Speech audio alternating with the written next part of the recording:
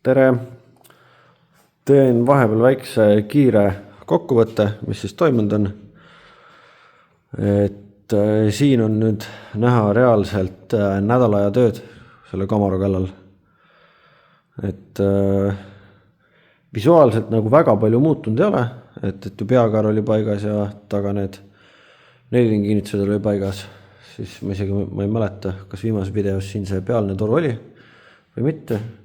Siia sai veel sellised diagonaalid pandud, kust siis hakkavad torud edasi tulema, et seda neliringi kinnituste elu tugevdada ja jäigastada ja nii edasi. Aga siis oligi see, et peakaar oli paigas, siis siit on näha neid klekasi. Siia said sellised plaadid peakaare külge mõlemile poole. Et sellega sai see kere siin vähe rohkem ära fikseeritud ja siis oli see tala siin. Siis sai siit eest kõik tühjaks lõigatud. Siit on näha, et ainult väline kest. Siis sai hakatud mõõtma ja mõtlema, et see kuhu armatuuritoru nüüd täpselt paigaldada. Ja kuidas siis see sai siin laserite ja loodidega paika mõõdetud, põhimõtteliselt õhku riputatud, siis sai need toed tehtud ja hakatud neid peakaarest ette alla minevaid tükke tegema. Sest et siin vahepeal oli veel üks tala, mis kandis aknaraamist, et nii kaua kuni see küljes oli, siis sai siia tehtud esimesed kerekinnitused ära ja alles siis sai siit see tala vahelt ära võetud ja tehtud siia see nii-öelda armatuuri ülemine toru ja siia vahele sai ka keskele kandeplekk tehtud. Et sellel autol on seekord keskel, sest et siit need punktid on täpselt vastu toru raami. Et ma arvan, et kui ta siit nii pika maa pealt kannab on küll ja veel hästi, sest et siit tulevad veel kunagi ka edasised asjad.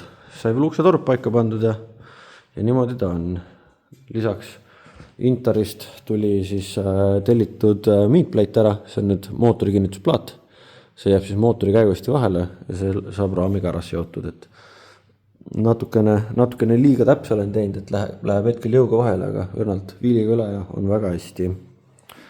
Et selline see Camaro hetkel on, et siit varsti läheb sellega edasi ja siis loodetavasti äkki tuuakse mootor ära. Jätkuvalt pakkuge kommentaariumis, et mis mootor siia tuleb. Ja siis saab hakata eest disainima ja tegelikult saab hakata juba, salongi veel mõned torud teha ja siis saab hakata vaikselt selle torurägastikuga taha poole minema. Lisaks oli veel see, et ju enne jooksis originaalkere piilar siit alla, kus ta oli siis kinni rakistatud. Et see sai ära lõigatud, tuleks rohkem ruumi, sest et me ei saanud muud moodi seda toru teha. Seekord seda kõike tehes unustasin timelapsi käima panna, et järgmine kord üritan jälle seda viga parandada. Aga siit sai selline hästi väike karbitükk alles jäetud. Õnneks ta siin ees ei ole ja see on puhtalt selle pärast, et see nurk on see, kus on esiuks. Et ma tahtsin selle referentsiks alles jätta, kuna sealpool on ju kere ja karbi ots alles ja neid nagu nii pea ära ei lõika kuhugi poole. Et siis oleks siin selline nagu punkt olemas, kust kui hakata kunagi ust paika panema ja edasi siis nina paika panema, et oleks see referentsi koht olemas, et oleks lihtsam edasi minna. Et näiteks seitmisel oli, et sai võetud mõõdud äsad, aga tegelikult B-piilaril siis see ukseühenduskoht liikus natukene välja poole. Aga sellest ei olnud mitte midagi, seda põhimõtteliselt pole mitte keegi märganudki, et ta natukene nii kummis on. Aga Camaro on selline, siis nädalavahetusel sai korra Žiguliga mängitud ja mootor tõstetud omale kohale. Mootor läks selline huvitava koha peale. Omanikule saatsin pildi, tema ütles selle peale et leidsid ka koha, kuhu too pista. Aga mootor on niimoodi, et esimene teine silinder on kapotiruumis, 3., 4. on tulemüüris ja 5, 6, 7, 8 on siis täitsa toas. Aga see mootor on selle pärast nii kaugel, et siit on ju näha, on ju esirummu või esiratta kinnitus on selle koha peal. See oli, kui nina oli küljes, sai see ilusti paika mõõdetud, et kus see asukoht tal hakkab olema. Ja ilusti on näha, et jooned asjad sai kõik paika mõõdetud ja selle järgi see mootor läkski paika. Et kui nüüd seda kere ei oleks pikendatud 20 centimeetrit, siis suurusjärk see mootor oleks 2 centimeetrit eespool. Ja kuna omanikul oli juba sisselas ära ostetud, siis ma tegin siia mingisuguse ajutise plekikosu peale, et siit vahepealt see aknaraam ära lõigata, et saaks sisselas peale proovida. Ja kõige hullem seis ei ole, et ta natuke jääb kapotist välja, et eks see siis tulevikus on juba omaniku soov või tema otsustada, kas kapotil tuleb väikene kõrgendus peale ehitada või siis see osa jääb kapotist välja. Aga jah, see hulliga kuidagi ammu kipitas see, et kuna see meatplate oli olemas, siis tahtsin seda siia vahele proovida, sest ma teadsin, et ta tuleb ikkagi kaunis kaugele, et kui kaugele ja kuidas see asi välja hakkab nägema, siis seda tahtsin ära näha, sest et ega ma olen nüüd laisk, ma ei viitsi seda istet liigutada, aga siit on näha, kohe siin istme all, siin kohas on raami otsad, et sellest kaugemale ei saa minna ja kui me vaatame tegelikult istme jagu, see on, kui ma õigesti mäletan, siis kas rattatsentrist siia ette oli umbes 40 centimeetrit või 40-50 centimeetrit, et siis tegelikult ei jää siia ette üldse palju ruumi. Siia ette on vaja ju mahutada kuivkorteri õlipaak, kütusepaak, radikas,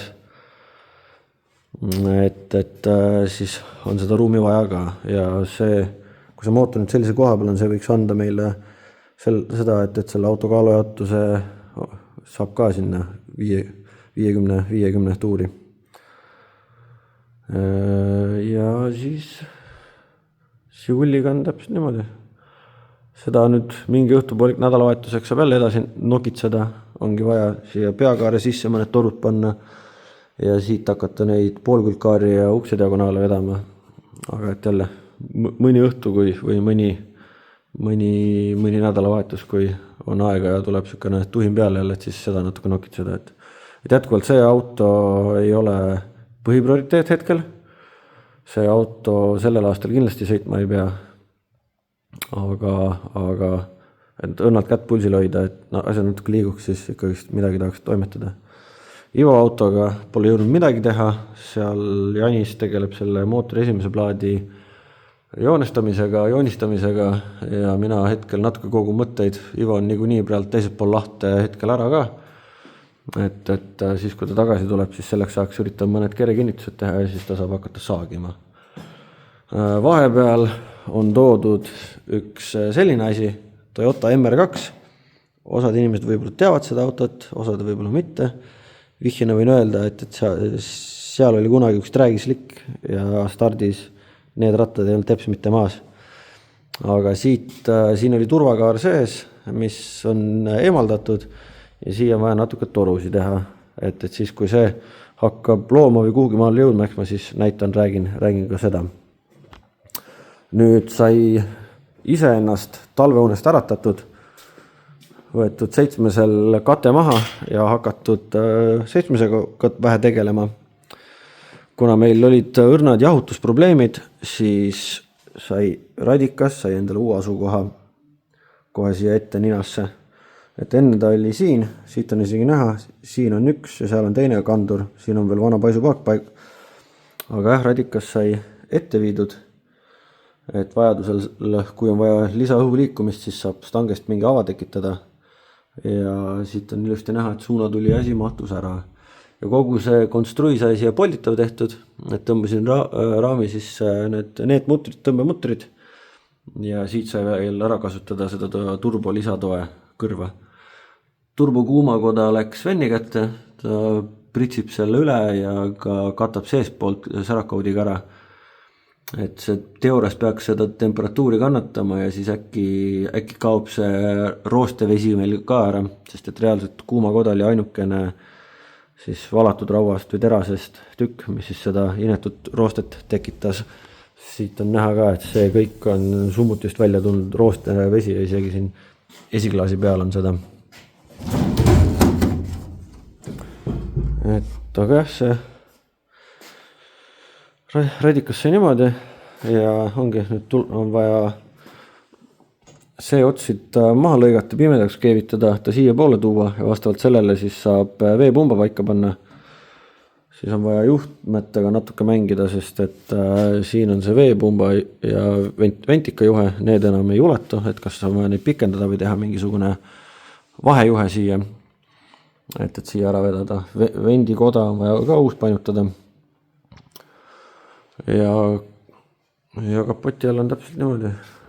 Siit on siis näha, kus kohas peidus süütepoolid olid ja mõnusalt all see vann ja asjad.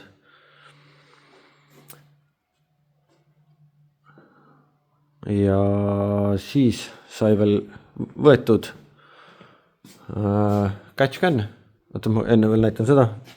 Reiks ja Jaak aitasid vahepeal tagasilla alt ära võtta, et seda on vaja natukene siin üle vaadata ja keevitada, et need 4 lingi bracketid, neid oleks vaja alla poole pikendada, et saaks tagasilla kaikad vähe paremasse asendisse. Aga siit on nüüd näha, et catch-can on siin, catch-can sai ümber keevitatud, et ta ei tahtnud väga hästi filtreerida siis sellest nimetatud õrna surve all olevast õhust seda vett ja õli, et siia sai sõelatähest sisse tehtud ja see nägi välja nii.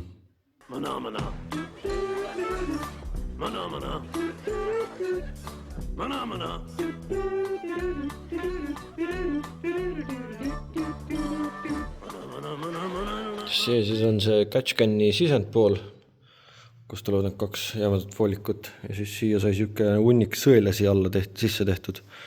Et kui sealt see tuleb, siis see võiks natukene õhku ja vedelikku eraldada ja siit, kui ta hakkab välja ventileerima läbi selle ja siin on veel omakorda plekk.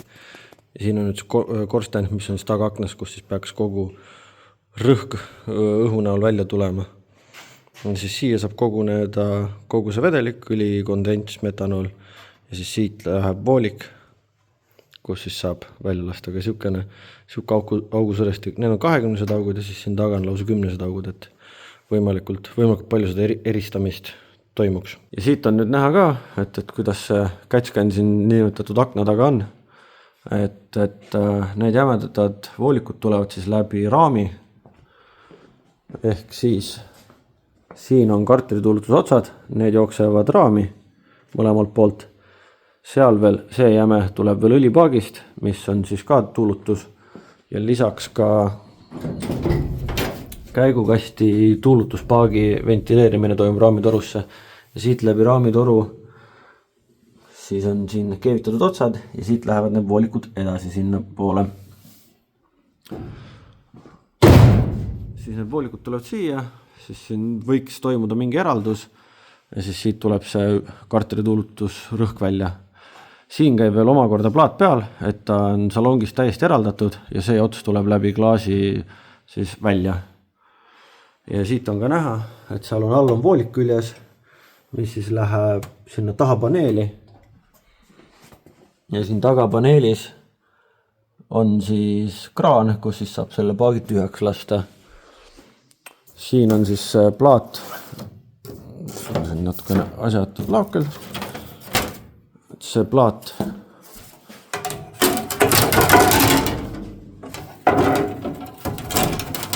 käib siis siin peal, paljutakse kinni, ta läheb täitsa ilusti tihedaks ja siis siit tuleb esiklaas, või see tagaklaas, vabandust. Ja tagaklaasist on näha ka, et siis siin on sauk, kus ta see tuulutus välja jookseb. Ja siit on nii väga hästi näha ka, see on umbes 0,8 mm paksune karbon ja siin pole mitte ühtegi probleemi ega lööki ja siin on millimeetrine alumiinium ja siit on näha, kuidas rattalt lendavad kivid ja asjad on selle kõik väga-väga ära töödelnud, toksinud. Siin on samamoodi alumiiniumist läheb jälle karbon edasi. Et jah, 7-sega vaikselt üritame siis ka miskit nüüd jälle liigutada ja nokitseda.